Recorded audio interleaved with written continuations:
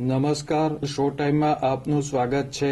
Bhavnagar Vallabhipur road પર આવેલ ચોગઠના ઢાળ પાસેથી એલસીબી પોલીસે ઘરફોડ ચોરી કરતા 2 તસ્કરોને ચોરી કરેલ મુદ્દામાલ સાથે ઝડપી લીધા હતા।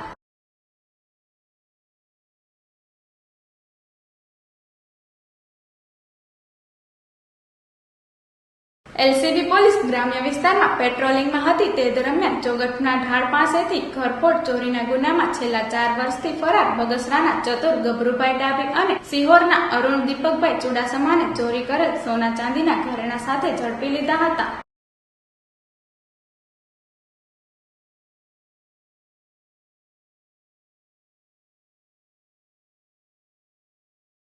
આ બંને તસ્કરોએ 2 મહિના પહેલા ઉમરાણાના 4 સ્થળોએ સોના ચાંદીના ઘરેણા અને રોકડ રકમની ચોરી કરી હોવાની કબૂલાત કરી હતી।